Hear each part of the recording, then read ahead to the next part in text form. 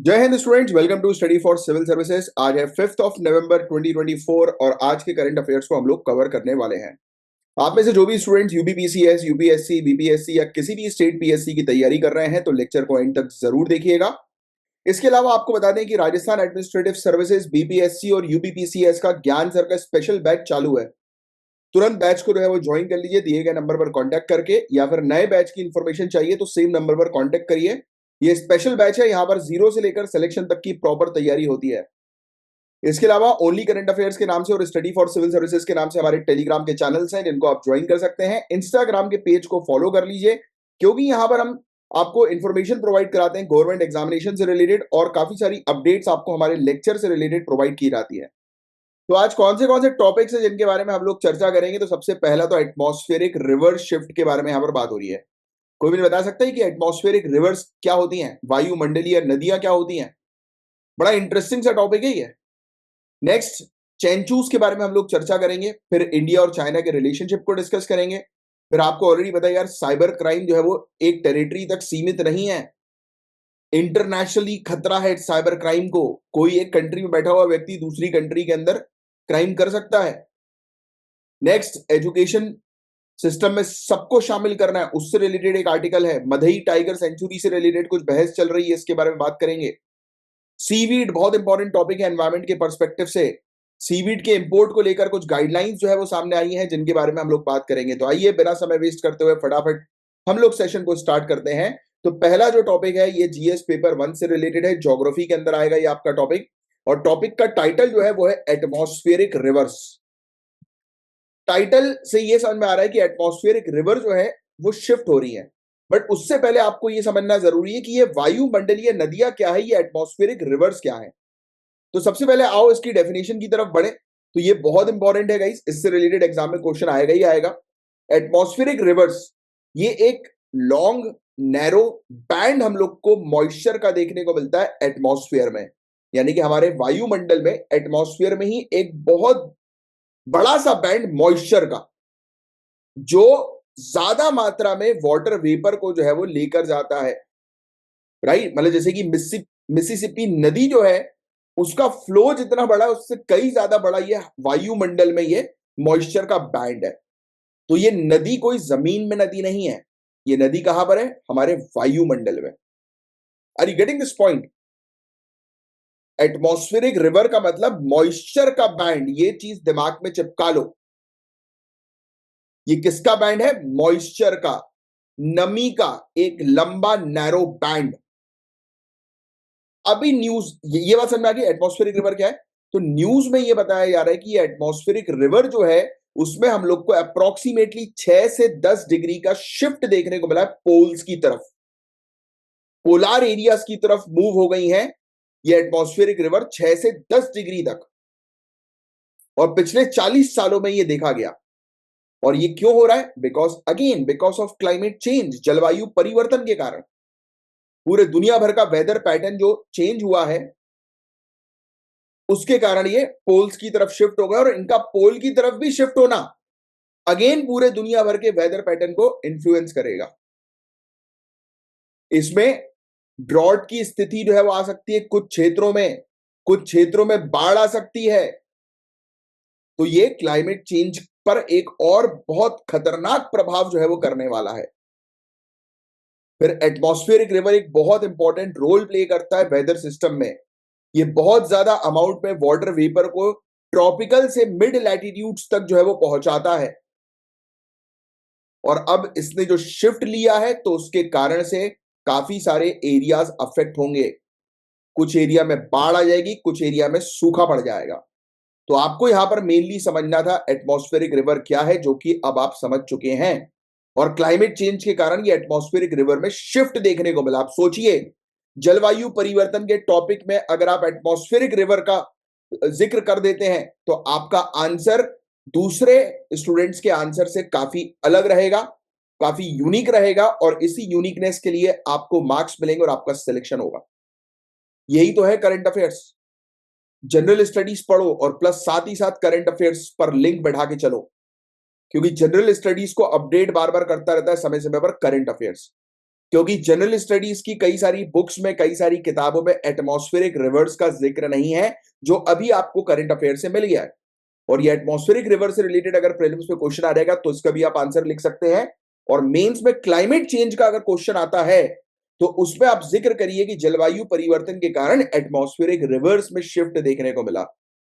और ये atmospheric reverse वाला टॉपिक उन लोग कवर नहीं करेंगे जो करंट अफेयर्स को ध्यान से नहीं पढ़ रहा है, और आप कवर करोगे तो मार्क्स किसको मिलेंगे? आपको मिलेंगे। सबकी कॉपी एक जैसी होती है ना, तो उसको मार्क्स नहीं मिलते, क्योंकि सबके आंसर लगभग एक जैसे होते हैं। और जिसके आंसर्स में थोड़ी सी डाइवर्सिटी, यूनिकनेस नजर आती है, थोड़े से ऐसे टर्म्स नजर आते हैं कि जो रिफ्लेक्ट करता है कि हाँ आपके अंदर एक क्वालिटी है ऑफिसर बनने की, आप आउट ऑफ द बॉक्स जाके चीजों को मेंशन कर रहे हो, और आप ऐसी चीजों को मेंशन कर रहे हो जिसको समझना आज की डेट में जरूरी है।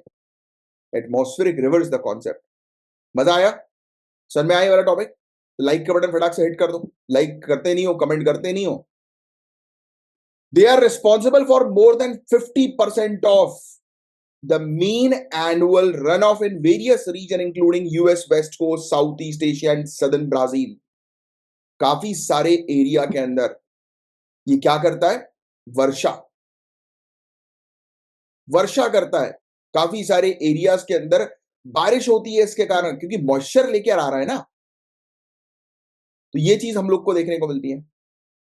कैलिफोर्निया एटमॉस्फेरिक रिवर्स के ऊपर जो है वो रिलाय करता है अपनी 50% एनुअल रेनफॉल के लिए, वर्षा के लिए। तो ये बहुत इंपॉर्टेंट रोल जो है वो प्ले करता है पानी को वाटर साइकिल में, आप ये कह सकते हो वाटर साइकिल में। बस ये चीज थी, इसके अंदर और कुछ नहीं है ज्यादा समझने के लिए। सिर्फ एटमॉस्फेरिक रिवर की डेफिनेशन पता होनी चाहिए, और जलवायु परिवर्तन के कारण इसमें शिफ्ट देखने को मिल रहा है, बस ये पता होना चाहिए। बाकी सब ये सब चीजें आपको याद रखने की जरूरत नहीं है, इंपॉर्टेंट नहीं है। नेक्स्ट, अब देखो ये फॉर्म कैसे होता है ये समझना आपको जरूरी है। एटमॉस्फेरिक रिवर बनती कैसे है? अब यार नॉर्मल सी चीज है, जिस क्षेत्र में टेम्परेचर लेवल हाई होगा वहां पर वाटर वेपर बनेंगे, और वाटर वेपर मतलब हवा में मॉइस्चर। और एक लंबे रीजन पर अगर इस प्रकार से टेम्परेचर एक्टिविटी रहेगी तो एक लंबा रीजन के ऊपर हम लोग को जो है वो एटमॉस्फेरिक रिवर देखने को मिलेगी। That's as simple as that. समझना क्या है इसमें भाई? देखो, strong low level winds act as a pathway for transporting moisture. अच्छा, ये बोल रहे हैं कि मॉइस्चर को ये ट्रांसपोर्ट कैसे करेगी? तो आपको ऑलरेडी पता है यार, जैसे जेट स्ट्रीम हम लोग को जो है वो देखने को मिलती है, राइट? ये हाई स्पीड चैनल है, कंटिन्यूअस जो है वो चलती रहती है ना? तो इसके कांटेक्ट में जो भी आएगा ये अपने साथ उसको भी लेकर जाएगी। तो ऐसे ही हम लोग को जो है वो देखने को मिलता है, जो स्ट्रॉन्ग लो लेवल विंड्स होती हैं तो वो इस मॉइस्चर को एक जगह से दूसरी जगह पर ले जाती हैं। हाई मॉइस्चर लेवल जो है वो बहुत इंपॉर्टेंट होता है, किसके लिए? बारिश के लिए, क्योंकि जहां पर ज्यादा मॉइस्चर होगा थोड़े समय बाद वहां पर कंडेंसेशन, बारिश हो जाएगी। ओरोग्राफिक लिफ्ट जो हम लोग को देखने को मिलती है वो कब होती है? जब मॉइस्ट एयर मास जो हम लोग को देखने को मिलता है वो माउंटेन्स में जाते हैं। यार ये ओरोग्राफिक रेनफॉल, कन्वेंशन रेनफॉल पढ़ा होगा ना ये आपने, रेनफॉल के टाइप्स के बारे में। नहीं पढ़ा तो भैया पढ़ना है, क्योंकि ज्योग्राफी पर बेसिक कॉन्सेप्ट आपको ज्योग्राफी में जब आप सीख लोगे तब आपको ये सब चीजें ध्यान में रखना बहुत आसान होगा। इसलिए मैं बार बार कहता हूं ज्योग्राफी पर अपनी अच्छी कमांड बना के रखो, और साथ ही साथ करंट अफेयर्स करते रहो। ये दोनों का आपस में एक दूसरे के साथ लिंक है। और हमारी जनरल स्टडीज की क्लासेस ज्वाइन करनी है तो दिए गए नंबर पर आप कांटेक्ट करके क्लासेस ज्वाइन करिए। अब देखिए, ये कैटेगरी एटमॉस्फेरिक रिवर्स की क्या क्या होती है, कैटेगरी याद रखने की बिल्कुल जरूरत नहीं है। Weak, moderate, strong, extreme, exceptional, तो ये सब कैटेगरीज होती है, वो याद मत रखो आप, इतना इंपॉर्टेंट नहीं है। अब ये क्यों पोल्स की तरफ शिफ्ट हो रही है? तो भाई हमें ऑलरेडी पता है, टेम्परेचर लेवल बढ़ रहा है। जब टेम्परेचर लेवल बढ़ेगा तब हमें ऑलरेडी, अब भाई ऑब्वियस ही बात है कि मूवमेंट जो है वो किस तरफ होगा? पोल्स की तरफ ही होगा ना विंड का, जब टेम्परेचर लेवल इंक्रीज होगा। तो पोलवर्ड शिफ्ट जो है वो एटमॉस्फेरिक रिवर का क्यों हो रहा है? क्योंकि सी सरफेस जो है वो कूल कर रहा है टेम्परेचर को ईस्टर्न ट्रॉपिकल पैसिफिक में सिंस 2000, और ये ला नीना कंडीशन से एसोसिएटेड है। तो यहां पर टेम्परेचर लेवल हाई होगा, वहां पर सी सरफेस को ये कूल करेगा। भाई low pressure to high pressure का गेम है, और कुछ नहीं है, सिंपल सा। यहां पर इससे ये कंफ्यूज मत होना कि ये बेसिकली ला नीना की जो कंडीशन जो डेवलप हो रही है 2000 से ईस्टर्न ट्रॉपिकल पैसिफिक में, तो उसके कारण जो सी सरफेस टेम्परेचर जो है वो कूल हो रहा है, इसलिए पोल्स की तरफ जो है वो शिफ्ट कर रहे हैं। एक्चुअल में मैं आपको सही चीज बताऊं तो मेनली ये सी सरफेस का टेम्परेचर वार्म हो रहा है, और जब टेम्परेचर वार्म होगा तब लो प्रेशर जोन क्रिएट होता है, और लो प्रेशर जोन जब क्रिएट होता है तो विंड जो है वो हाई प्रेशर से लो प्रेशर की तरफ मूव करती है। पहली चीज तो ये, इसमें लिखा है कि ये कूलिंग जो है वो एटमॉस्फेरिक सर्कुलेशन पैटर्न को शिफ्ट कर रही है, ऑब्वियसली करेगी, क्योंकि जहां पर ठंडक रहेगी वहां पर हाई प्रेशर जोन जो है वो क्रिएट होना है। बट यहां पर ये रीजन जो है वो ये एटमॉस्फेरिक रिवर के शिफ्ट का, क्योंकि देखो ये हवा में है, ये कॉन्सेप्ट आपको समझना बहुत ज्यादा जरूरी है। कई बार आर्टिकल्स के अंदर चीजें मेंशन तो होती हैं, बट साइंटिफिकली अगर आप चीजों को कनेक्ट करो यूपीएससी के पर्सपेक्टिव से तो वो गलत हो जाती है।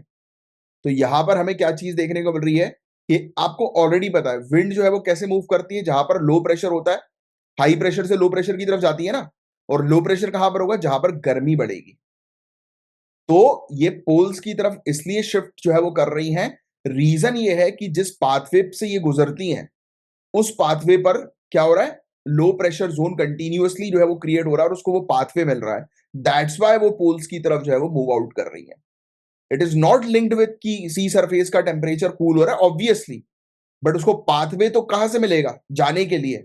भाई विंड जो है वो कैसे मूव करेगी, मॉइस्चर है भाई हवा में, एटमॉस्फेयर में, तो वो मूव कैसे करेगा। मूवमेंट तो लो प्रेशर और हाई प्रेशर की वजह से ही होता है ना यार, it is a basic simple concept. तो ये गेम है भाई। आप लोग ये सिर्फ समझते हो कि सिर्फ पढ़ना है यूपीएससी या पीएससी के लिए, सिर्फ पढ़ना है, नहीं, कॉन्सेप्ट समझना है। अब यहां पर लिखा हुआ है कूलिंग सी सरफेस टेम्परेचर, तो आप तो कंफ्यूज हो जाओगे। यहां पर गलत नहीं लिखा है, यहां सही है, बट इन्होंने हिडन चीजें, कॉन्सेप्चुअल चीजें नहीं बताई। भाई किसी क्षेत्र में अगर कूलिंग बढ़ रही है, राइट, तो उस जगह तक पहुंचने के लिए, जैसे एक बेल्ट अभी हमने देखा, ये एक बैंड है, एक नैरो बैंड है मॉइस्चर का हवा में, विंड मूव कैसे करेगी, लो प्रेशर और हाई प्रेशर पर ही तो मूव करती है ना।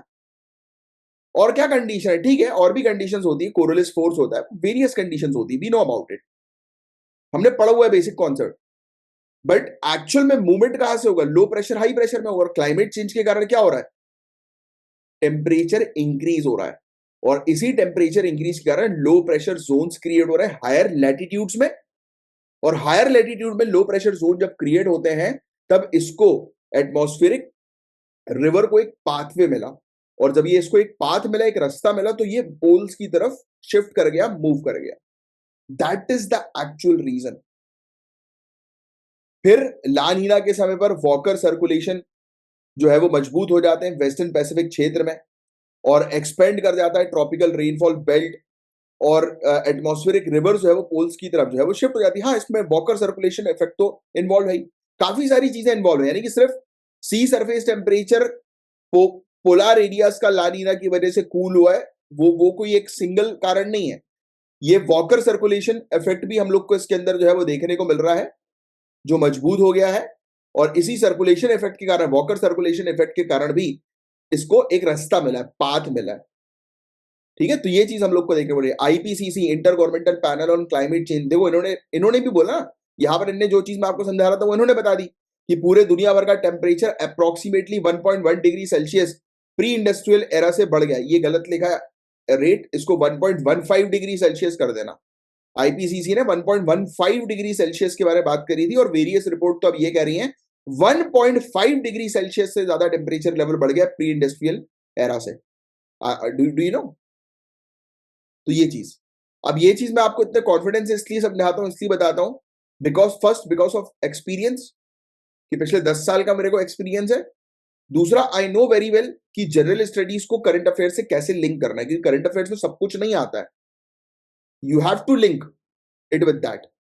Are you getting this point. तो ये चीज ध्यान में रखो, और जीएस पर अच्छी कमांड बना के रखो, क्योंकि एकदम से चीजें आएंगी नहीं, धीरे धीरे करके चीजें डेवलप होंगी जब आपका एक बेस क्रिएट होगा।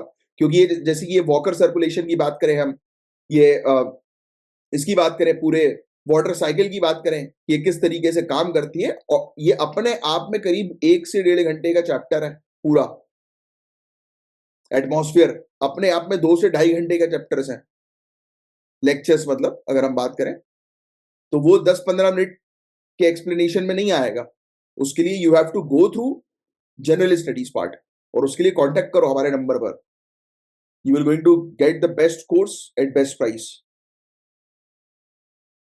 नेक्स्ट, देखो लिखा भी है, वार्मिंग, गर्मी हो गई, गर्मी ने जेट स्ट्रीम के पैटर्न को ऑल्टर कर दिया। तो ये जो पोल्स की तरफ शिफ्ट किया है ना इसने एटमॉस्फेरिक रिवर ने, ये सिर्फ ना ठंडी की वजह से हुआ है ना गर्मी, गर्मी की वजह से इसको पाथ मिला है, एक रास्ता मिला है। तो इसमें ओवरऑल आप ये मेंशन कर सकते हैं कि बिकॉज ऑफ क्लाइमेट चेंज, जलवायु परिवर्तन के कारण एटमॉस्फेरिक रिवर ने जो है वो पोल्स की तरफ शिफ्ट कर लिया है। That's it. और उसके इफेक्ट क्या होंगे? कुछ क्षेत्र में बाढ़ आएगी, कुछ क्षेत्र में सूखा पड़ेगा। बस सिर्फ इतना जानना था इस टॉपिक के अंदर, और कुछ नहीं। नेक्स्ट, इंपैक्ट हमने ऑलरेडी जो है वो देख लिया भाई, काफी सारे क्षेत्र में इंपैक्ट जो है वो पड़ेगा, कुछ क्षेत्र में फ्लड आएगी, बाढ़ आएंगी। आर्टिक का क्लाइमेट पर भी इफेक्ट हम लोग को जो है वो देखने को मिलेगा। मॉइस्चर रहेगा तो मॉइस्चर अपने आप में गर्मी लेके जाता है। पता आपको, जब बारिश होती है ना, तो बारिश में ठंडक नहीं होती है, बारिश में होती है लेटेंट हीट। क्या होती है? रिपीट करो, लेटेंट हीट। जब बारिश होती है तो बारिश के बाद अचानक से गर्मी लगने लगती है ना, बिकॉज ऑफ बारिश अपने साथ हीट लेके आती है। यही चीज तो समझनी है आपको बेसिकली। तो ये जब पोल्स की तरफ जाएंगे तो और बुरी स्थिति होगी, आइस शीट्स मेल्ट होंगी। तो आपस में इनके एक दूसरे के साथ रिलेशंस हैं, जो आपको बिल्कुल कैस्केडिंग इफेक्ट की तरह जो है वो ध्यान में रखते हुए चलना है और अपने आंसर्स में मेंशन करना है। तो आगे की अगर हम बात करें तो एल नीनो और ला नीना के बीच में हम लोग को वेरिएशंस देखने को मिल रहा है, वो तो बहुत ज्यादा हो गए। राइट, अब बिल्कुल इनका नेचर अब एल नीनो ला नीना का समझ में नहीं आ रहा कि किस तरीके से जो है ये कहां पर डेवलप हो रहे हैं, कहां पर नहीं हो रहा है। ठीक है, और क्लाइमेट चेंज का रोल तो आपको ऑलरेडी पता ही है, जो मैं आपको ऑलरेडी बता चुका हूं। बस यही था इस टॉपिक के अंदर, और कुछ नहीं। अब आंध्र प्रदेश के अंदर है एक चेंचू ट्राइब, उनके यहां पर स्ट्रगल की बात की जा रही है। अब हालांकि ये टॉपिक जीएस पेपर 1 में भी आ सकता है, पेपर 2 में भी आ सकता है। पेपर 2 की अगर हम बात करें तो पॉलिटी के पर्सपेक्टिव से, कि जो शेड्यूल ट्राइब्स हैं उनके पर्सपेक्टिव से आ सकता है, या सोसाइटी के पर्सपेक्टिव से आ सकता है। अगर हम बात करें तो पेपर 1 की, तो उसमें सोसाइटी के पर्सपेक्टिव से हम लोग को जो है वो देखने को मिल सकता है ऐसा। तो पेपर 1 पेपर 2 दोनों के पर्सपेक्टिव से आप इस टॉपिक को समझ सकते हैं। चेंजू ट्राइब आंध्र प्रदेश के अंदर ये काफी ज्यादा प्रॉब्लम फेस कर रही है। तो आपसे प्रीलिम्स में ये पूछेंगे कि चेंजू ट्राइब कहाँ की है, तो आपको आंध्र प्रदेश ध्यान में रखना है, क्योंकि यहां पर मनरेगा, Mahatma Gandhi national rural employment guarantee scheme, मुझे नीचे कमेंट बॉक्स पे लिख कर बताओ मनरेगा कौन से साल में लाई गई थी, वेरी इंपॉर्टेंट क्वेश्चन। दूसरा एक क्वेश्चन, मनरेगा के तहत guarantee job, guaranteed unskilled job, या फिर मैं बोलूं अनस्किल्ड मैनुअल लेबर, कितने दिनों तक प्रोवाइड किया जाता है गारंटीड। तो ये मनरेगा जो है उसका उसका एक चेंजू स्पेशल प्रोजेक्ट है, वो डिसकंटिन्यू हो गया। इसके कारण चेंजू ट्राइब को बड़ी दिक्कतें आ रही हैं, उनकी आजीविका खतरे में पड़ गई है, फूड सिक्योरिटी खतरे में हो गई है, और स्वास्थ्य सेवा और एजुकेशन जैसी बेसिक सर्विसेज भी उनको नहीं मिल पा रही है। चेंजू के बारे में बात करें, इनको चेंजू वारू या चेंजवर के नाम से भी जाना जाता है। ये ओडिशा के अंदर एक छोटी सी ट्राइबल ग्रुप भी हम लोग को देखने को मिलती है, मतलब एक छोटे मात्रा में ओडिशा में भी पाई जाती है। ट्रेडिशनली उनकी लाइफस्टाइल जो है ये बेसिकली हंटिंग और फूड गैदरिंग के ऊपर बेस्ड है। मतलब जैसे आदिवासी लोग जो, या अर्ली मैन लोग रहते थे, तो वैसे ही ये रहते हैं।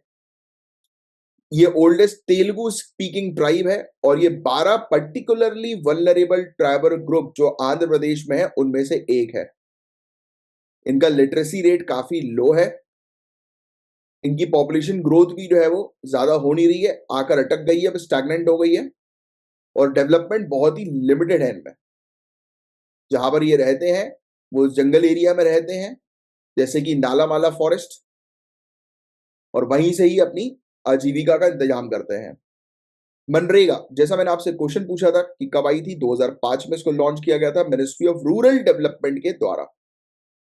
ये 100 डेज का एम्प्लॉयमेंट ऑफर करती है एडल्ट मेंबर को, रूरल हाउस होल्ड में, गांव क्षेत्र में रहने वाले जो लोग हैं उनको 100 दिन का एम्प्लॉयमेंट प्रोवाइड किया जाता है, और अनस्किल्ड मैनुअल लेबर प्रोवाइड की जाती है। ये फैक्ट आप ध्यान में रखेंगे। मनरेगा चेंजू स्पेशल प्रोजेक्ट जो है वो 2009 में शुरू किया गया था, कि चेंजू ट्राइब की जो भी जरूरतें जो है वो पूरी की जाए, उनको एम्प्लॉयमेंट प्रोवाइड किया जाए, जिससे कि उनकी सोशियो इकोनॉमिक कंडीशन जो है वो बेहतर हो सके। ये प्रोजेक्ट के तहत हम लोग को जो है वो देखने को मिला कि अलाउ किया गया कि चेंजू जो है वो 180 दिन तक काम करेंगे हर साल। यानी कि जो स्टैंडर्ड है मनरेगा का 100 डेज का, उस स्टैंडर्ड को इन्होंने चेंजू स्पेशल प्रोजेक्ट के लिए बढ़ा दिया, 180 डेज कर दिया, जिससे कि जल्दी उनका डेवलपमेंट हो सके। फिर दिसंबर 2021 में यूनियन गवर्नमेंट ने अपने मनरेगा के मैनेजमेंट को शिफ्ट किया, एक सेंट्रली कंट्रोल फ्रेमवर्क की तरफ इन्होंने पहुंचाया, यानी कि शिफ्ट कर दिया। और इसके कारण से पूरी कंट्री के अंदर मनरेगा का एक स्टैंडर्डाइजेशन डेवलप हुआ। अब इस चेंज के कारण सबसे पहली चीज तो यही हुई कि भाई स्टैंडर्डाइजेशन तो मतलब 180 डेज नहीं मिलेगा, 100 डेज जो स्टैंडर्ड है वो फॉलो करना है। और भी काफी सारी चीजें हट गई। इन्होंने आधार लिंक पेमेंट सिस्टम इंट्रोड्यूस कर दिया, जिसने और चेंजू ट्राइब्स को जो है वो दूर कर दिया, क्योंकि काफी सारे चेंजू ट्राइबल ग्रुप्स के आधार ही नहीं है। ये भी एक दिक्कत है। बैंकिंग फैसिलिटी नहीं है, ये भी एक दिक्कत है, तो उसके कारण से उनको पैसे नहीं मिल रहे थे। इवन इस मनरेगा के जो ये बायोमेट्रिक ऑथेंटिकेशन है ना, उसमें भी बड़ी दिक्कतें आई थी, पता है आपको। लेबर्स के काम कर करके वैसे ही हाथ खराब हो चुके होते हैं। कई कई केसेस में ये जो बायोमेट्रिक मशीन जो होती है ना, वो अब काम ही नहीं कर रही थी उनकी। ऐसे नहीं, काफी सारे लोगों के साथ ही प्रॉब्लम्स होती है। आप बोलोगे अरे सर कैसी बात करो, फिंगरप्रिंट तो फिंगरप्रिंट ही रहेगा। सुनो बॉस, मेरा खुद का छोटा भाई है, उसका फिंगरप्रिंट का इशू है, उसका फिंगरप्रिंट मैच नहीं कर पाता, and he is in London right now. और उसका जब कैनेडियन पासपोर्ट के लिए जब पहले हम लोग गए थे कनाडा में, जब उसको जाना था, तो उसका पासपोर्ट जो है वो कनाडा का रिजेक्ट इसीलिए हुआ था। फिर यूके का जब रिजेक्ट होने से पहले हमने ये मेंशन कर दिया था कि there is a problem in like fingerprint biometrification, biometrics. तो उसके बाद फिर उसका वो रेटिना का तो लेते ही है ऑब्वियसली, तो उससे उसका जो है पॉसिबल हो पाया। बट अब किसी को भैया रजिस्टर करना है कि वो आया नहीं है, अटेंडेंस लगानी है, तो मनरेगा का वर्कर जो है वो ये बायोमेट्रिक ऑथेंटिकेशन में जो है वो लगा रहा है अपना फिंगर, चल ही नहीं रहा वो, हाथों में दरार आई हुई है, फिंगरप्रिंट ले ही नहीं रहा वो। फिर दिक्कत तो किसको आएगी? वर्कर को ही आएगी ना, उसका रजिस्टर्ड ही नहीं हो पाया, रिकॉर्ड में नहीं आ पाया वो बेचारा। That is the issue these people are facing right now. तो these are the challenges of मनरेगा। तो ये सब चैलेंजेस है, चुनौतियां मनरेगा की, जो आपको ध्यान में रखनी है। ये जो कम्युनिटी है, चेंजू कम्युनिटी, जिसके बारे में हम लोग जो है वो चर्चा कर रहे हैं, ये बेसिकली जंगल पर रिलाय करते हैं अपनी इनकम के लिए। ये नॉन टिम्बर फॉरेस्ट प्रोड्यूस जो है वो कलेक्ट करते हैं, एग्रीकल्चर लेबर के तौर पर काम करते हैं जब भी आवश्यकता पड़े। अब ये फूड गैदरिंग को छोड़कर फूड प्रोड्यूसिंग इकोनॉमी की तरफ आगे बढ़ रहे हैं। इनको मनरेगा ने भी सपोर्ट किया था, इनकी लिविंग कंडीशन थोड़ी इंप्रूव हुई, बट एकदम से स्पेशल प्रोजेक्ट जैसे ही हटा तो इनको प्रॉब्लम फेस करनी पड़ गई। बस बेसिक नीड्स का एक्सेस भी नहीं है, कुपोषण की बड़ी प्रॉब्लम है वहां पर, माल न्यूट्रिशन की प्रॉब्लम है, ठीक है। चाइल्ड और मैटरनल मोर्टेलिटी वहां पर ज्यादा है, शिशु और ये मातृ मृत्यु दर ये ज्यादा है। फिर गवर्नमेंट जो है उन्होंने काफी सारे इनिशिएटिव लॉन्च किए हैं, जो पीवीटीजीएस होता है, पर्टिकुलरली वल्नरेबल ट्राइबल ग्रुप्स जिसको हम लोग बोलते हैं। Total if I am not wrong 75 है, एक बार चेक कर लेना। तो इनको अपलिफ्ट करने के लिए सरकार जो है वो काम करती है। काफी सारी सरकार योजनाएं लेकर आई, जैसे जनजातीय गौरव दिवस, विकसित भारत संकल्प यात्रा, पीएम पीवीटीजी मिशन। इन इनिशिएटिव का मेन ऑब्जेक्टिव यही है कि जो पिछड़ी कम्युनिटी है उसको अपलिफ्ट करना। अब यही कह रही है चिंचू कम्युनिटी कि भैया यार, ये जो स्पेशल प्रोजेक्ट जो आप डिसकंटिन्यू कर दिया उसको दोबारा शुरू कर दो, थोड़ा सा हमें ज्यादा दिनों तक गारंटीड काम करने का मौका मिले, पैसा मिल पाए। तो यही चीज थी बस इनका एक इशू। आप तो ध्यान में रखिएगा, चिंचू कम्युनिटी कहाँ की है? आंध्र प्रदेश, और कुछ एरिया, मतलब कुछ मात्रा में, कम कम मात्रा में ओडिशा में भी पाई जाती है। और इनको मनरेगा से रिलेटेड प्रॉब्लम है तो वो ध्यान में रखना है। मनरेगा के बारे में हमने बात करी ली, और मनरेगा के चैलेंजेस भी मैंने आपको काफी सारे बता दिए हैं, क्योंकि मनरेगा से रिलेटेड क्वेश्चन आते हैं तो आपको थोड़ा सा ध्यान में रखना है। इंडिया चाइना के रिलेशनशिप आपको ऑलरेडी पता खराब है, इंटरनेशनल रिलेशंस का ये टॉपिक है, जीएस पेपर 2 के अंदर आएगा। तो 16th अभी ब्रिक्स समिट हम लोग को देखने को मिली थी, कहां पर हुई थी? कजान में। तो प्राइम मिनिस्टर जो इंडिया के थे, हमारे ऑनरेबल प्राइम मिनिस्टर, उनकी मुलाकात होती है चाइनीज प्रेसिडेंट से। डिस्कशन का मेन फोकस जो है वो यही था कि भाई देखो यार 2020 से हमारे बॉर्डर में जो चिंताएं चल रही हैं, स्टैंड ऑफ जो चल रहा है, उसको खत्म करो यार, उसको रिजॉल्व करो। तो ये पहली बायलैटरल मीटिंग हम लोग को देखने को मिली थी 2020 के बाद से।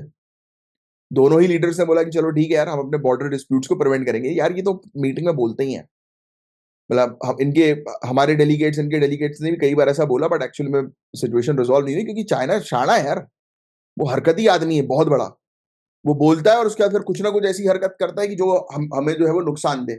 आगे बढ़ने से पहले कोई बता सकता है मुझे कि ये कजान कहाँ पर है? बताओ। कजान, क्योंकि ब्रिक्स की समिट कजान में हुई है। ट्राई करो। तो कजान है रशिया में, लिख लेना। यहाँ पे लिखा नहीं है शायद, रशिया में एक सिटी है। तो यहाँ पर मुलाकात होती है, बट ये कोई मतलब नहीं है यार, ये चाइना बड़ा चालू है। बीच में जो है वो इसके साथ हमारी बातचीत तो हुई थी, बट ये इसने क्या किया, बातचीत के बाद भी डेवलपमेंट करना शुरू कर दिया। जैसे गांव गांव बनाना शुरू कर दिया, लोगों को बसवाना शुरू कर दिया। लोग क्या, वो तो अपनी स्पाई एजेंट्स को बैठवा रहा था। बड़ा ये वो बहुत बेकार है चाइना। इसकी एक तो एक्सपेंशनिस्ट पॉलिसी है, वहां पे साउथ चाइना सी के ऊपर कब्जा कर रखा है इसने। और वहां पर पूछो तो बोलता है कि इस सी का नाम जो है वो हमारे नाम पे पड़ा, इसलिए इस सी में जितने भी आइलैंड्स है हमारे हैं। भाई ऐसे तो इंडियन ओशन पूरा हमारा हो जाना चाहिए, है ना? अरे बड़ा है वो, छोटी छोटी बेचारी कंट्रीज को धमकाता है। इसकी one belt one road initiative जो है, जिसको बेल्ट एंड रोड इनिशिएटिव के नाम से हम लोग जानते हैं, कभी वो टॉपिक आएगा तो मैं आपको बताऊंगा। बहुत बुरा हाल करने वाला है आने वाले समय में 2040 तक दुनिया का। छोटी छोटी कंट्री बर्बाद हो ही जाएंगी, जो जो इससे हाथ में ला रहा है सब बर्बाद हो रहे हैं। देखो श्रीलंका का हाल। तो रिसेंटली हम लोग को देखने को मिला कि ब्रिक्स की जो मीटिंग हुई है, इसमें इजिप्ट, इथियोपिया, ईरान, यूएई को भी शामिल किया गया। इसको बढ़ाया जा रहा है। सऊदी अरेबिया जो है वो अपनी मेंबरशिप फाइनलाइज करेगा। इसके फॉरेन मिनिस्टर जो है उन्होंने अटेंड किया था। फोकस मल्टीलैटरलिज्म पर रखा जा रहा है कि यार और भी ज्यादा कंट्रीज को जो है वो शामिल करो, कि मिलकर जो भी चैलेंजेस हैं इस क्षेत्र के उसको रिजॉल्व करें हम लोग, और ग्रो करें सभी के सभी। जैसे कि काउंटर टेररिज्म पर काम करें, इकोनॉमिक ग्रोथ पर काम करें, ग्लोबल साउथ का जो इशू है, यानी कि जो डेवलपिंग कंट्रीज है उनका इशू है, उसको रिजॉल्व करें, है ना, उनको आगे लेके जाने की कोशिश करें। तो Kazan declaration, very important question आ सकता है। कजान डिक्लेरेशन किससे जुड़ा हुआ है? तो 16वीं ब्रिक्स समिट से जुड़ा हुआ है, ये आपको ध्यान में रखना है बॉस। कजान डिक्लेरेशन, इसमें इन्होंने यूक्रेन के इश्यूज के बारे में डिस्कस किया। वेस्ट एशिया में जो प्रॉब्लम्स जो है वो चल रही है, जैसे गाजा, वेस्ट बैंक, इजराइल वाला इशू, तो उसके बारे में बात करी। वेस्टर्न सैंक्शन के बारे में बात करी कि कई बार जैसे कि वेस्टर्न कंट्री, स्पेशली यहाँ पर यूएसए को कहा गया इनडायरेक्टली, कि यूएसए जो है वो सैंक्शन लगा देती है, तो उसके कारण से बड़ी दिक्कतें जो है वो काफी सारी कंट्रीज फेस करती हैं। फिर इसके अलावा प्रपोजल जो है वो यही रखा है कि ब्रिक्स ग्रेन एक्सचेंज पर काम करो। तो याद रखना, ग्रेन एक्सचेंज इनिशिएटिव, ग्रेन यानी कि अनाज होता है। तो मेन ऑब्जेक्टिव यही है कि आपस में कंट्री जो है वो अनाज को एक्सचेंज करें, जिससे कि ग्लोबल हंगर की प्रॉब्लम रिजॉल्व हो, वैश्विक भुखमरी की प्रॉब्लम रिजॉल्व हो। फिर इसके अलावा ये भी कहा गया कि भाई हम लोग जो है वो ट्रेड करें लोकल करेंसी में, जिससे कि डॉलर्स जो फ्लक्चुएट होता है उसके कारण से हम लोग को नुकसान ना हो। तो लोकल करेंसी में ट्रेड किया जाए, क्रॉस बॉर्डर पेमेंट सिस्टम्स बनाओ। ब्रिक पेमेंट सिस्टम का भी लाने की बात करी है कि भाई स्विफ्ट के ऑल्टरनेटिव के तौर पर ब्रिक पेमेंट सिस्टम लाया जाए। इकोनॉमिक्स के अंदर स्विफ्ट एक बहुत इंपॉर्टेंट टॉपिक है, बैंकिंग सिस्टम के अंदर। इंडिया और चाइना के अगर हम रिलेशनशिप की जो है वो चर्चा करें, तो रिलेशनशिप आपको मैंने ऑलरेडी बता ही दिया यार। 2020 से गलवान वैली की बात करें, और ये जो जहां पर हम लोग को ये देखने को मिलता है ना कि अ, अरे यार ये लद्दाख वाले क्षेत्र में ये फिंगर्स, 8 फिंगर्स जहां पर हम लोग को जो है वो देखने को मिलता है, तो वहां पर इश्यूज जो है वो चलते हैं कंटिन्यूअसली, है ना। काफी सारे सिक्किम वाले एरिया पर इश्यूज हम लोग को देखने को मिलता है। दोनों ही कंट्रीज जो है उन्होंने एग्री किया कि यार हम जो है वो एक काम करेंगे, ट्रेडिशनल पेट्रोलिंग पॉइंट जो है एलएसी के नजदीक में, राइट। जैसे कि अगर हम डेपसांग प्लेन की बात करें, डेमचौक प्लेन की बात करें, तो बोल रहे कि यहाँ यहाँ से हम लोग जो है वो अपने जो अ, यहाँ पर सोल्जर्स वगैरह का जो मूवमेंट ज्यादा रहता है उसको थोड़ा सा रिड्यूस कर देंगे। ये सिर्फ बोल रहे हैं यार, I don't believe it until unless कि ये लोग करें। फिर म्यूचुअली एग्री किया गया कि स्पेशल रिप्रेजेंटेटिव जो है वो इंडिया चाइना बाउंड्री इशू पर लाया जाएगा, मतलब एक व्यक्ति को अपॉइंट करेंगे जो दोनों कंट्रीज की तरफ से ऑफिशियल्स को, कि वो इस मुद्दे पर बात करेंगे। फिर बोला ये कि आगे चल के हम लोग शांति बरकरार रखेंगे, तो वो तो ऐसे ही बोलते हैं, बस करते कहाँ है। ब्रिक्स के बारे में हम लोग चर्चा करें तो ब्राजील, रशिया, इंडिया, चाइना, इन्होंने मिलकर ब्रिक्स बनाया, ब्रिक ब्रिक बनाया। पहले BRIC थी। आज की डेट में ब्रिक्स के अंदर 10 कंट्रीज हैं, और BRIC में एस जो है साउथ अफ्रीका जो है, अगर मैं गलत नहीं हूं तो 2011 में जो है वो इसको शामिल किया था, 11-12 कह रहा हूं, इसको जो है वो शामिल किया था और ये ब्रिक्स बन गया था। अब इसका इसका नाम एक्सपेंड नहीं कर रहे हैं, ये बोल रहे हैं ब्रिक्स ब्रिक्स ही नाम रहेगा, बट आज की डेट में इसमें 10 कंट्रीज हम लोग को देखने को मिल रही हैं। और ये ब्रिक्स कंट्री को अगर आप एक साथ मिला दो तो 40% पूरे दुनिया भर की पॉपुलेशन और 26% पूरे दुनिया भर की GDP इसी ग्रुप से हमें देखने को मिलती है कि निकल कर आती है। रीसेंट मेंबर्स जो इसमें जुड़े हुए हैं उन्होंने अप्रोक्सीमेटली 44% पूरे दुनिया भर के क्रूड ऑयल के प्रोडक्शन में कंट्रीब्यूशन दिया है। और ब्रिक्स जो है वो एक स्ट्रॉन्ग काउंटर पॉइंट बनकर आ रही है वेस्टर्न अलायंस का, मतलब कि जो वेस्टर्न कंट्रीज का जो ग्रुप है, तो उसके लिए ये जो ईस्टर्न कंट्रीज की बात करें या साउथ ईस्टर्न कंट्रीज की बात करें, डेवलपिंग कंट्रीज का ग्रुप आप कह सकते हो, ये हम लोग को देखने को मिल रहा है। ठीक है।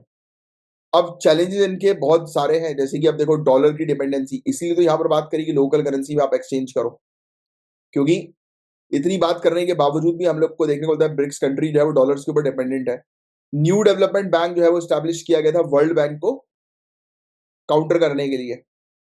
सोचिए, अब न्यू डेवलपमेंट बैंक एक दो बार एग्जामिनेशन में पूछा भी जा चुका है कि कौन से ऑर्गेनाइजेशन का है, तो ब्रिक्स। अब इसके काफी सारे मेंबर्स हैं, इनके बीच में काफी सारी प्रॉब्लम्स भी हम लोग को जो है वो देखने को मिलती है कि होती रहती है, राइट। तो इनके बीच में सिचुएशन काफी कॉम्प्लिकेटेड है। ठीक है, जैसे चाइना इंडिया की बात कर लो आप, रशिया चाइना की आप बात कर लो, राइट। तो इनके बीच में हमेशा इश्यूज हम लोग को देखने को मिलता है।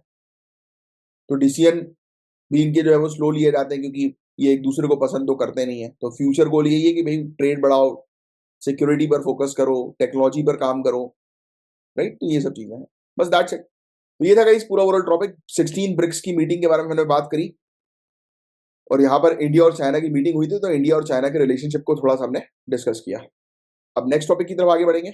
अब देखो ये जो टॉपिक है, ये मेनली मेजर टॉपिक जो है वो GS पेपर 3 सिक्योरिटी का है। यहाँ पर 2 लिखा हुआ है, तो उस पर जाना मत। 2 इस पर्पस के लिए लिख दिया होगा, मे बी शायद इंटरनेशनल नेचर को देखते हुए, बट एक्चुअल में ये टॉपिक जो है वो साइबर क्राइम का है।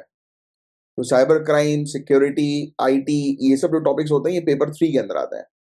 तो union minister of home affairs ने रिसेंटली जो है वो एक अलर्ट जारी किया है, और उसमें ये बोल रहे हैं कि इलीगल पेमेंट गेटवेज को लेकर चिंताएं हैं।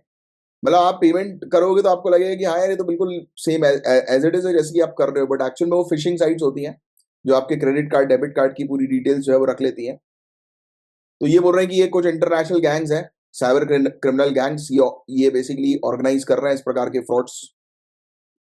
गेटवे है जैसे कि पीस पे, RTX पे, पोको पे, RP पे, और ये basically money laundering as a service के तौर पर प्रोवाइड कराते हैं, और ये मूल बैंक अकाउंट से एसोसिएटेड है।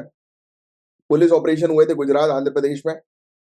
तो यहाँ पर जो है वो इस प्रकार के गेटवे जो है उनको रिपोर्ट करने पर मेन ऑब्जेक्टिव था। तो इसमें काफी सारे ऐसे बैंक अकाउंट्स है वो पाए गए जिनको रेंट पे लिया गया था, कि हम आपके अकाउंट्स पे जो है फंड्स डालेंगे, जिसके बारे में आपको कल के लेक्चर में भी बता रहा था थोड़ा सा। ये इन्वेस्टिगेशन कंडक्ट करी I4C ने, वेरी इंपॉर्टेंट ये सेंटर है, Indian cyber crime coordination centre. इन्होंने यही बोला कि इलीगल गेटवेज का उपयोग उपयोग किया जा रहा है, इसमें फेक इन्वेस्टमेंट प्लेटफॉर्म्स लाए जा रहे हैं, गैम्बलिंग साइट्स हैं, स्टॉक ट्रेडिंग स्कैम्स हैं। गवर्नमेंट ऑफिशियल ने रिपोर्ट किया कि इस प्रकार के गेटवेज जो है ऑपरेट किए जा रहे हैं फॉरेन कंट्रीज के अंदर, और ये हमारी कंट्री के अंदर इलीगल फंड्स को मूव करवाने का काम कर रहा है। साजिश क्या है भाई इन लोग की, कैसे काम करते हैं ये लोग? तो साइबर क्रिमिनल जो है वो टारगेट करते हैं सेविंग और करंट अकाउंट्स को, शेल कंपनीज के। शेल कंपनीज के बारे में तो मैंने आपको ऑलरेडी पढ़ाया हुआ है कि क्या होती है ये। फर्जी कंपनीज होती हैं ये, ऑन पेपर होती हैं बस, या फिर इंडिविजुअल को टारगेट करते हैं। और ये सोशल मीडिया प्लेटफॉर्म्स जैसे कि टेलीग्राम, फेसबुक के थ्रू जो है वो उनसे डिमांड करते हैं। होता है आजकल, मेरे साथ भी आता रहता है, आपके साथ भी आता रहता होगा। काफी सारे लोग बोलते हैं कि आप हमारे ये गूगल पे रिव्यू कर दीजिए, उसके बदले में आपको 150 रुपए देंगे। ठीक है भाई, लाओ कर देते हैं, आ गए 150 रुपए। फिर नेक्स्ट हम आपको एक ग्रुप से जोड़ेंगे जिसमें आपको हर एक टास्क का 50 रुपये मिलेगा। ठीक है भाई। 3-4 टास्क के बाद फिर कहा जाता है कि आप 2,000 रुपये जमा करोगे तो आपको 2,500 रुपये मिल जाएगा 10 मिनट के अंदर। वो 2,500 भी मिल जाता है। अब ऐसे करके इंसान को लालच आ गई। अब नेक्स्ट टाइम 2,000 रुपये नहीं जमा करना है उसको, अब नेक्स्ट टाइम उसको जमा करना है 10,000। और जैसे ही उसे 10,000 रुपये जमा किए वो हो गया ब्लॉक और भाड़ में जाओ सीधे सीधे 8,000 रुपये का प्रॉफिट। तो ये चल रहा है भाई साहब आज की डेट में फ्रॉड। बचो इनसे, कोई जरूरत नहीं इनके चक्करों में पड़ने की। और देखो जो भी आपको ऐसा शॉर्टकट बताए ना कि इतने में इतना पैसा मिल जाए, कभी नहीं हाथ जोड़ लेना भाई, क्योंकि ये शॉर्टकट वाली चीज जो होती है फर्जी होती है। पैसा मिलता है, इजी भी पैसा मिलता है, ऐसा नहीं कि पैसा बहुत मेहनत करके जो है वो कमाया जाता है। आप इजीली भी कमा सकते हो पैसे को, बट जो फ्रॉड होता है वो अलग ही नजर आता है। आप पैसा कैसे कमाया जा रहा है, ट्रेड करके आप इजीली कमा सकते हो भाई। व्यापार करो, बेचो कुछ चीज, उससे आप इजीली कमा सकते हो। आज की डेट में देखो फूड कार्ट्स वाले कितना कमा रहे हैं। ऐसी कोई फूड कार्ट में इन्वेस्ट कर दो अगर आपको पैसे कमाने का शौक है तो, इन्वेस्टमेंट करने के बाद कमाने का शौक है तो। जीरो से स्टार्ट करना है तो पहले ट्यूशन वगैरह पढ़ा लो, उसमें भी अच्छी कमाई है आजकल तो। होम ट्यूशन पे अच्छी कमाई है, 5-5, 8-8 हजार रुपए जो है वो मिल जाते हैं आराम से एक एक 2 घंटे के। तो 4 घंटे भी आपने कर लिए तो 15-20 हजार रुपए की सेविंग कर ली। फिर धीरे धीरे करके सेव करके अपना खुद का कार्ड डाल लो, ऐसे करके बिजनेस बढ़ाओ। This is the way of earning. It is not कि किसी ने आपको बोला कि इतने रुपए तो हमें तुम्हें इतना वापस करूंगा, वो होता है ना कि डबल फिर हेरा फेरी में तो ये अनुराधा आ जाएगी और एक का डबल करके जाएगी, तो फिर कुछ नहीं मिलेगा आपको, बताइए। तो ये मूल अकाउंट्स, फर्जी अकाउंट ही हम लोग को जो है वो देखने को मिलता है। इलीगल गेट पे जो है वो सेटअप किए जाते हैं इन अकाउंट्स का यूज करते हुए। और इसका ये इलीगल प्लेटफॉर्म जो जितने भी होते हैं, जैसे बेटिंग, गेमिंग, गैम्बलिंग, इस प्रकार की जो साइट्स होती हैं वो इस प्रकार के इलीगल बैंक अकाउंट्स में या किराए में लिए गए बैंक अकाउंट्स में जो है वो चले जाते हैं। बल्क पे आउट फैसिलिटी जो है वो प्रोवाइड करता है बैंक, ये भी एक्सप्लॉइट करते हैं मल्टीपल पेमेंट को बनाने के लिए एक सिंगल ट्रांजैक्शन में, यानी कि सिंगल ट्रांजैक्शन से मल्टीपल पेमेंट्स बना देते हैं ये लोग। तो वो सब चीजें होती हैं। मूल अकाउंट क्या होता है ये पहले भी मैं आपको पढ़ा चुका हूं। मनी मूल्स, इंडिविजुअल जो जो फंड्स होते हैं, इलीगल फंड्स किसी और के बिहाफ में जो है मूव कराता है, तो वो मनी मूल होता है। ठीक है, जानते हो या अनजाने से, यानी कुछ पैसा लेके, जैसे फॉर एग्जांपल कि मैं आपको बोलूं कि यार एक काम करना, बैंक अकाउंट नंबर देना, मैं 1 लाख रुपए डलवा रहा हूँ, 500 रुपए तू ले लेना। लोग सोचते हैं ठीक है यार फोकट के 500 रुपए मिल रहे हैं, लाओ। कभी भूल के भी गलती मत करना ये वाली। ऐसा गंदा फंसोगे ना किसी केस में, जवाब भी नहीं होगा पुलिस वालों को देने के लिए, क्योंकि आपके अकाउंट में आया है और आपके अकाउंट में आया तो ऑब्वियस सी बात है पूरा शक आपके ऊपर जाएगा। शेल कंपनीज फर्जी कंपनीज होती है, सिर्फ ऑन पेपर रहती हैं। बल्क पे आउट फैसिलिटी मैंने आपको ऑलरेडी बता दिया, बैंकिंग सर्विस अलाउ करती है कुछ बिजनेसेस को कि वो मल्टीपल पेमेंट कर सकते हैं सिंगल ट्रांजेक्शन में। और क्रिमिनल जो है वो इसी प्रकार के फीचर को एक्सप्लॉइट करता है। इलीगल पेमेंट गेटवेज हम लोग को जो है वो देखने को मिलता है। इसमें आपके बैंक अकाउंट्स की डिटेल वगैरह, मैंने बोला ना ये फर्जी वेबसाइट होती है। रीसेंट रेट्स हम लोग को गुजरात, आंध्र प्रदेश में देखने को मिल रही है इस प्रकार के इलीगल डिजिटल पेमेंट गेटवेज को जो है वो रिपोर्ट करने के लिए। पुलिस इन्वेस्टिगेशन के अंदर रिवील हुआ है कि काफी सारे बैंक अकाउंट जो है वो रेंट पे लिए गए थे मनी लॉन्ड्रिंग के पर्पस के लिए। डेटा जो है वो इन ऑपरेशन से का जो एनालाइज किया आई4 सीन है, तो ये बताया कि साइबर क्रिमिनल जो है वो सोशल मीडिया का उपयोग जो है वो कर रहे हैं मूल अकाउंट्स के पर्पस के लिए, लोगों से कनेक्ट कर रहे हैं। अथॉरिटीज ने आइडेंटिफाई किए काफी सारे लीगल गेटवेज, राइट। तो ये सब चीजें चल रही है हमारी कंट्री के अंदर। ठीक है, और ये सब मूल अकाउंट्स को चला रहे हैं कौन लोग, फॉरेन कंट्री में बैठे हुए, तो हमारी ज्यूरिसडिक्शन के बाहर है। अब ज्यूरिसडिक्शन के बाहर है तो ऑब्वियस ही बात है इंटरनेशनल कोलैबोरेशन की सख्त आवश्यकता है। बैंकिंग, लगातार कल भी ये वाला टॉपिक आया था कि बैंक्स को जो है वो और तरीके से जो है वो हर एक अकाउंट पर निगरानी रखना जरूरी है, कि एक्टिविटी ध्यान में रखना जरूरी है। पब्लिक के बीच में अवेयरनेस होना जो है वो बहुत ज्यादा जरूरी है कि भाई मत करो इन सब छोटे से प्रॉफिट के चक्कर में 100-500 रुपए के लिए आप एक बहुत बड़े केस को जो है वो न्योता दे रहे हो, जिसके कारण अच्छी खासी जेल हो जाएगी। फिर स्ट्रिक्ट नियम जो है वो लाए जाए बैंक्स के लिए भी। और इवन कल आया था ना व्हाइट लिस्ट जो है वो तैयार कर दिया है कि सिर्फ भाई किसी को खेलना है तो इन एप्लीकेशन के थ्रू आप देख लो, क्योंकि ये टैक्स पे करती है सरकार को। और कितना है भैया गैम्बलिंग में, कितना टैक्स है? कितना जीएसटी लगता है नीचे कमेंट बॉक्स पे लिखकर बताओ, जो अभी रिसेंटली इंट्रोड्यूस हुआ है। ठीक है, बस यही है, इंटरनेशनल कंट्रीज को सभी को जो है वो इनवाइट करो कि जिससे कि सभी कंट्रीज मिलकर इस प्रकार के ओवरसीज साइबर क्राइम जो हो रहा है उसको रोकने में हेल्प कर सकें। ठीक है, बस यही है और कुछ नहीं है पर्टिकुलर इस टॉपिक के अंदर, कल भी हमने पढ़ा था।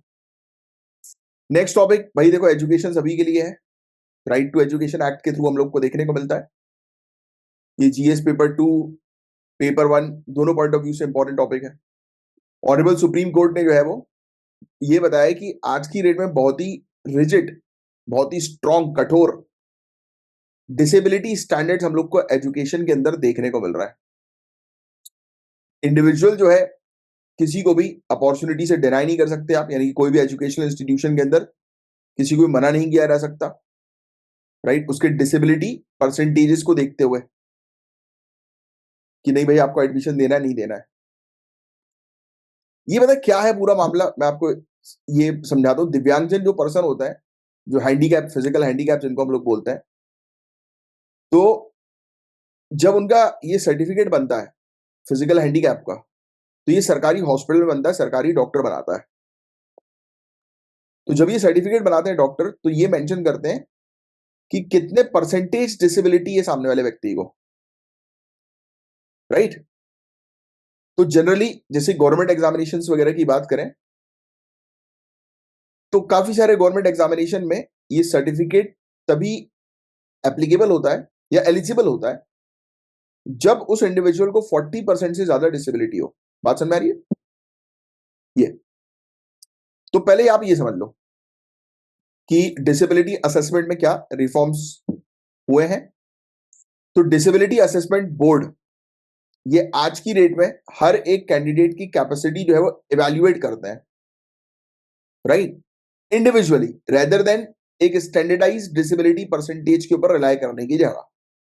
यानी कि देखते हैं कि वो व्यक्ति जो है उसका डिसेबिलिटी का लेवल कितना होना चाहिए, परसेंटेज कितना होना चाहिए। तो हर एक इंडिविजुअल की डिसेबिलिटी परसेंटेज को चेक किया जाता है, और अगर कैंडिडेट इन एलिजिबल है तो बोर्ड जो है वो क्लियर रीजन बताए कि क्यों उसने उस कैंडिडेट को बोला कि भाई नहीं आपको हम सर्टिफिकेट नहीं देंगे। फिर अपीलेट बॉडीज एस्टैब्लिश की जाए, कैंडिडेट जहां पर चैलेंज करते हैं कि भाई इवैल्यूएशन जो है वो सही नहीं हुआ है हमारा, हमें जरूरत है हैंडीकैप सर्टिफिकेट की बट हमें नहीं मिल रहा है, तो फिर अपीलेट अथॉरिटी इस पर फैसला देती है। अब मेडिकल एजुकेशन पर इस पर क्या इंपैक्ट पड़ा है, तो ग्रेजुएट मेडिकल एजुकेशन रेगुलेशन 1997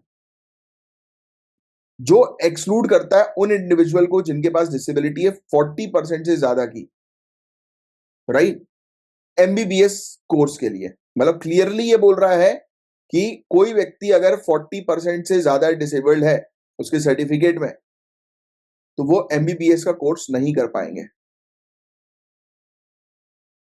फिर पर्सनल असेसमेंट को एम्फेसाइज करते हुए ओवर रिजिड स्टैंडर्ड डिसीजन जो है ये बोल रहा है कि भाई आप अब मेडिकल एजुकेशन के अंदर भी स्टूडेंट्स को शामिल करें उनकी पर्सनल कैपेसिटी को देखते हुए, क्योंकि पर्सनल कैपेसिटी क्या है, तो कोर्ट ने हाईलाइट किया कि करंट क्राइटेरिया जो है वो डिफरेंशिएट नहीं कर पा रहा है between disability impact on individual ability to perform effectively in medical education. मतलब सिर्फ आप उसके सर्टिफिकेट के आधार पर उसको बाहर कर दो ये सही नहीं है, आप पहले उसका इंटरव्यू तो लो, उसको चेक तो करो कि हाँ भाई वो मेडिकल एजुकेशन ले सकते हैं और अच्छा परफॉर्म कर सकते हैं, उनकी कैपेबिलिटी है वो चेक करना जरूरी। यही चीज कोर्ट ने बोली है जो मैं आपको समझाने की कोशिश कर रहा हूं। सबसे फिर से मैं रिपीट कर देता हूं एक बार, सबसे पहली चीज इस आर्टिकल के अंदर ये आपको समझ में आ गई, ये आंकड़े क्या है, सर्टिफिकेशन क्या है, कि जो भी व्यक्ति किसी भी तरीके से डिसेबल्ड रहते हैं तो सरकारी हॉस्पिटल में उनका एक सर्टिफिकेट बनता है, डिसेबिलिटी सर्टिफिकेट या दिव्यांगजन सर्टिफिकेट।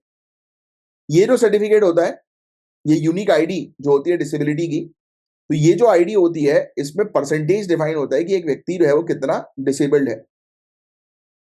और काफी सारे गवर्नमेंट एग्जामिनेशन के अंदर ये मेंशन रहता है कि भाई इतनी परसेंटेज, यानी कि मिनिमम 40% अगर से ज्यादा अगर कोई व्यक्ति डिसेबल्ड है तो वो इस एग्जाम के लिए एलिजिबल है, यानी कि इस पोस्ट के लिए एलिजिबल है। काफी, अब जैसे आईपीएस की बात करें तो फिजिकल हैंडीकैप को आईपीएस अलाउड नहीं रहता, right, are you getting this point.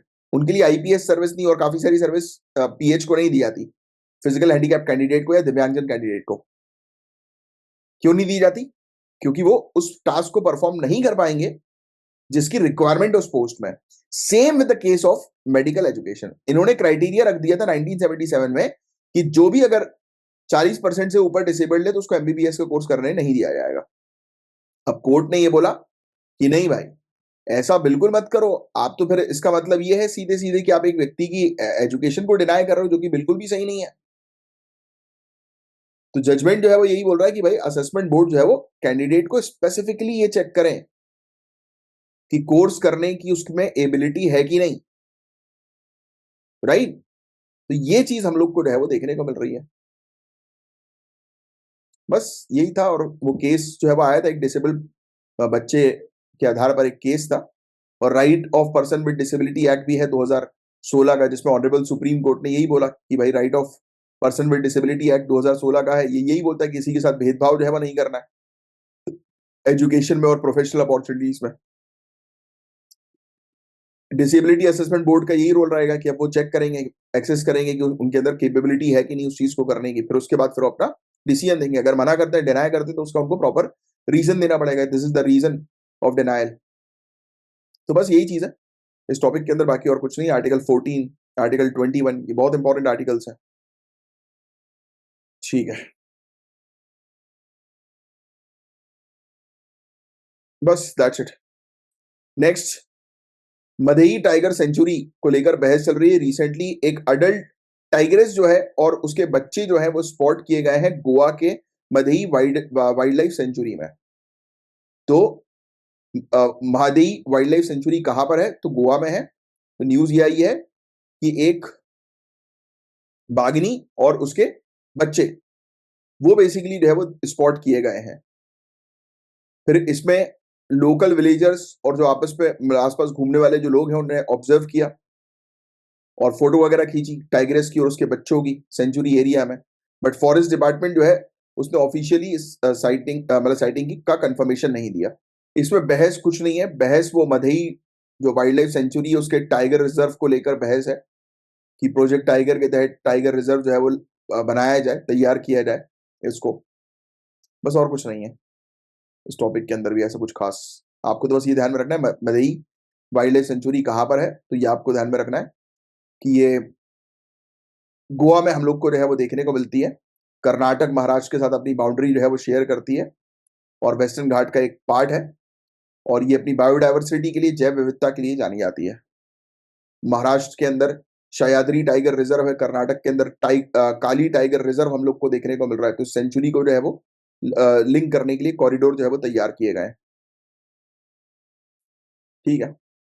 NTC national tiger conservation authority, इन्होंने रिकमेंड किया था कि मदही का स्टेटस जो है वो टाइगर रिजर्व के तौर पर जो है वो अपग्रेड कर दिया जाए वाइल्ड लाइफ प्रोटेक्शन एक्ट 1972 के तहत। और गोवा इकलौती ऐसी स्टेट है इंडिया के अंदर पूरे वेस्टर्न घाट रीजन में जो कि स्टेट प्रोटेक्शन के अंदर है। और यहाँ पर बताया जा रहा है कि टाइगर रिजर्व अगर डेजिग्नेट कर दिया जाता है तो ये इकोलॉजिकल कंजर्वेशन के लिए काफी अच्छा होगा। अब बॉम्बे हाईकोर्ट का ऑर्डर आया था 2023 में। उन्होंने बोला कि गोवा गवर्नमेंट जो है वो नोटिफाई करे मदई वाइल्ड लाइफ सेंचुरी को एज अ टाइगर रिजर्व के तौर पर, और कहा कि एनटीसीए का रिकमेंडेशन जो है वो मैंडेटरी है वाइल्ड लाइफ प्रोटेक्शन एक्ट के अंडर। अब गोवा स्टेट ने जो है उस चीज को जो है वो अपोज कर दिया। गोवा स्टेट ने जो है वो इस ऑर्डर को बोल दिया कि नहीं, हम नहीं करेंगे, हमें और रिसर्च करने की जो है आवश्यकता है इस चीज पर। तो इसको लेकर जो है वो केस चल रहा था। ये सब आपको ध्यान में रखने की आवश्यकता नहीं, आएगा नहीं एग्जामिनेशन में। That's it.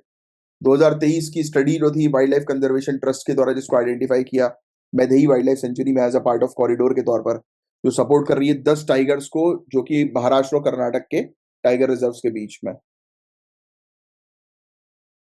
ठीक है, बाकी और कुछ खास नहीं है इसके अंदर, बस दैट्स इट। सीवीड, ये टॉपिक बहुत ज्यादा इंपॉर्टेंट है। और सीवीड तो आपको पता है कि आज की डेट में न्यूट्रिशन का एक बहुत इंपॉर्टेंट सोर्स भी हम लोग को जो है वो देखने को मिलता है। इसको सुपर फूड के तौर पर भी माना जाता है, पता है आपको सीवीड को। यूनियन गवर्नमेंट ने रिसेंटली जो लाइव सीवीड्स है उनके इंपोर्ट को लेकर, इंडिया के अंदर जो आ रहे हैं उसको लेकर गाइडलाइन जारी करी है, जिससे कि हाई क्वालिटी सीवीड के सीड मटेरियल या जम प्लाज्म को ही इंपोर्ट किया जाए। ऑब्जेक्टिव यही है कि कोस्टल एरिया में रहने वाली जो लोग हैं उनकी आजीविका को इंप्रूव करना है और एक नई गाइडलाइन जो है वो लाई गई है, जिसके चलते कोस्टल एरियाज की इकोनॉमी जो है वो काफी इंक्रीज होगी, एनहांस होगी। Guideline socio economic condition fishing communities की और बेहतर बनाएगी। ठीक है, एक कॉम्प्रिहेंसिव फ्रेमवर्क बनाया गया जिसके तहत लाइव सीवीड्स के जो सीड्स हैं उनको इंपोर्ट करने से रिलेटेड ये गाइडलाइंस थी मेनली। ठीक है, इसके अंदर पहले क्वारंटाइन मेजर्स भी जो है वो रखा जाएगा, रिस्क असेसमेंट प्रोसीजर्स भी हैं, पोस्ट इंपोर्ट मॉनिटर भी है, कि जिससे कि हम ये चीज देखेंगे कहीं कोई बीमारी तो नहीं लग रही, कहीं कोई ऐसी एलियन स्पीसीज तो नहीं आ गई है जिसके कारण से हमारी यहाँ की सीवीड को नुकसान हो जाए। जो भी इंपोर्टर्स है उनको अप्लाई करना पड़ेगा डिपार्टमेंट ऑफ फिशरीज में। ठीक है, फिर नेशनल कमेटी के पास एप्लीकेशन जाएगी एक्सोटिक एक्यूटिक स्पीसीज के इंट्रोडक्शन के लिए। अप्रूवल के बाद ही इंपोर्ट परमिट जो है वो किया जाएगा 4 हफ्तों के अंदर, और सिर्फ क्वालिटी सीड्स ही इंपोर्ट जो है वो कराना है।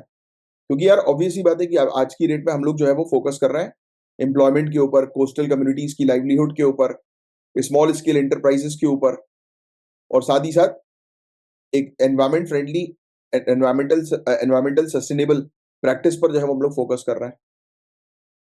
ठीक है, प्रधानमंत्री मत्स्य संपदा योजना, ऑब्जेक्टिव यही है कि सीवीड के प्रोडक्शन को जो है वो इंक्रीज करना है 2025 तक 1.12 million turns. Multipurpose seed park जो है, एक डेडिकेटेड पार्क तमिलनाडु के अंदर जो है वो प्लान किया जा रहा है, जो कि सीवीड कल्टीवेशन के ग्रोथ को बढ़ाएगा। स्ट्रेटेजिक ग्रोथ भी है ये, इसके बहुत ज्यादा फायदे भी हैं। मैंने आपको बताया ना, ये सुपर फूड के तौर पर भी जो है वो काम करता है सीवीड, और जहां पर ये होते हैं वहां पर काफी ज्यादा डाइवर्सिटी होती है, काफी प्रजातियां हम लोग को जो है वो देखने को मिलती है। इसका मार्केट भी बहुत बड़ा है, इंटरनेशनल मार्केट भी आने वाले समय में बहुत बड़ा होने वाला है। इससे इंडियन इकोनॉमी जो है वो काफी ग्रो करेगी, बूस्ट होगा। इंडो तिब्बतन बॉर्डर पुलिस के बारे में क्वेश्चन है। इंडो तिब्बतन बॉर्डर पुलिस की बात करें तो ये हम लोग को इंडिया चाइना वॉर के दौरान जो है वो इनको लाया गया था, और ये इंडिया चाइना बॉर्डर को गार्ड करने के लिए रिस्पॉन्सिबल है। तो इंडो तिब्बतन बॉर्डर पुलिस जो है वो इंडो और चाइना बॉर्डर पर तैनात रहती है। मोटो इनका जो है वो क्या है? शौर्य, दृढ़ता, कर्मनिष्ठा। शौर्य, दृढ़ता, कर्मनिष्ठा, याद रखिएगा। और ये बहुत ही इंपॉर्टेंट रोल बॉर्डर सिक्योरिटी के लिए प्ले करती है, और ये ना ही सिर्फ पूरे इंडिया चाइना बॉर्डर को जो है वो मैनेज करती है, बल्कि बॉर्डर सिक्योरिटी पर भी दूसरी यानी दूसरे एरियाज पर भी इसका रोल रहता है। Global sovereign debt round table and state contingent debt instrument. Sovereign debt का मतलब पता है आपको? सॉवरेन शब्द जहां पर भी यूज आ रहा है, डेट का मतलब कर्जा है ना, सॉवरेन का मतलब सरकारी। तो पूरे दुनिया भर में जो सरकारों का कर्जा है उसकी एक कॉन्फ्रेंस है, पहला पॉइंट। दूसरा, स्टेट मतलब कंट्री की बात हो रही, कंटिंजेंट डेट इंस्ट्रूमेंट, यानी कि एक ऐसा इंस्ट्रूमेंट जो कि स्टेट कंटिंजेंसी मतलब इमरजेंसी की बात हो रही है, कि इमरजेंसी वाला इंस्ट्रूमेंट, कि जब जरूरत पड़े तो इमरजेंसी में पैसा निकल सके। Very important topic. तो ये global sovereign debt round table की बात करें, ये स्टैब्लिश किया गया था कि डेट रीस्ट्रक्चरिंग प्रोसेस के लिए जो प्रॉब्लम्स आ रही हैं, रीस्ट्रक्चरिंग पता है आपको? रीस्ट्रक्चरिंग ऑफ डेट का मतलब ये होता है कि फॉर एग्जांपल एक कंट्री की ईएमआई है, एग्जांपल 1 लाख करोड़ रुपए है ना, कि उसको 1 लाख करोड़ रुपए एज ईएमआई के तौर पर जो है वो पे करना है 1 साल में। उसको रीस्ट्रक्चर कर दो, 1 लाख करोड़ रुपए वो भर नहीं पा रहे, तो एक काम करो, 50,000 करोड़ रुपए भर दो, चलो 25,000 करोड़ रुपए भर दो, पार्ट पेमेंट करने लगो, तो वो होता है रीस्ट्रक्चरिंग। ठीक है, और उसमें बहुत सारे स्टेक होल्डर जो है वो इन्वॉल्व होता है। फिर ये जो हम लोग को दूसरा जो है वो देखने को मिलता है, contingency debt instrument, state contingency debt instrument. तो ये बॉन्ड्स ऑफर करती है विद पे out contingent on meeting specific economic और फिस्कल टारगेट, यानी कि इनको बोलते हैं कि अगर आप एक कोई टारगेट अचीव कर रहे हो, डेवलपमेंटल टारगेट या जो भी टारगेट्स इनको मिलते हैं, तो आपको एक अलग से पैसा जो है वो मिलेगा, फंड जो है वो आपको फेज वाइज मिलेंगे। और ये global sovereign debt round table जो हम लोग को देखने को मिलता है, वर्ल्ड बैंक, आईएमएफ, G20 की प्रेसिडेंसी में ही हम लोग को नजर आता है। सो इंडो तिब्बतन बॉर्डर पुलिस से रिलेटेड ये क्वेश्चन है, ट्राई करिएगा 120 वर्ड में इस क्वेश्चन का आंसर लिखने की। अब चलिए, बस आज के लिए इतना ही था, मिलेंगे कल की क्लास में, तब तक के लिए bye bye, take care, have a great day, जय हिंद।